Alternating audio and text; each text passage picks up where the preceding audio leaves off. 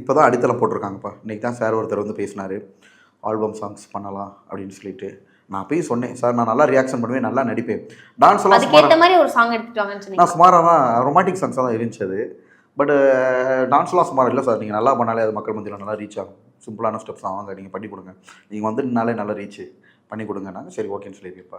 Album songs புதுசாக கலைத்துறையில் வந்தால் தானே அப்படி இருக்கும்ப்பா. நம்ம தான் 6th படிக்கிறப்பயே மைக்கை பிடிச்சிட்டோம், நிறைய பேர் ஆக்டிங் பண்ணி காமிச்சிட்டோம், நிறைய பரிசுகளை வாங்கிட்டோம், பாராட்டுகளை வாங்கி குமிச்சிட்டோம். அப்போ வந்து சர்க்கிள்ஸ் என்னது, ஸ்கூல்ன்றது ஒரு 3000 பேர் பார்த்தாங்க, காலேஜ்ன்றது ஒரு 500 பேர் பார்த்தாங்க, இன்டர் காலேஜ் காம்படிஷன் போடுறப்ப அதில் ஒரு 2000-3000 பேர் பார்த்துருப்பாங்க.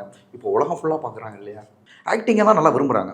நிறைய பேர் என்னென்னா சிவாஜியோட நடிப்பை பார்க்க முடியல, இவர் மூலியமாக சிவாஜியோட நடிப்பை நாங்கள் பார்க்க ஆரம்பிக்கிறோம். சிவாஜி வந்து முதல் மரியாதை படத்தில் இளவட்டக்கல்ல தூக்குவார். ஆக்சுவலாக அவரால் தூக்க முடியாமல் போயிடுவார். நான் சிவாஜி இளவட்டக்கல்ல தூக்குனா எப்படி இருக்கும்னு பண்ணி காமிச்சேன்.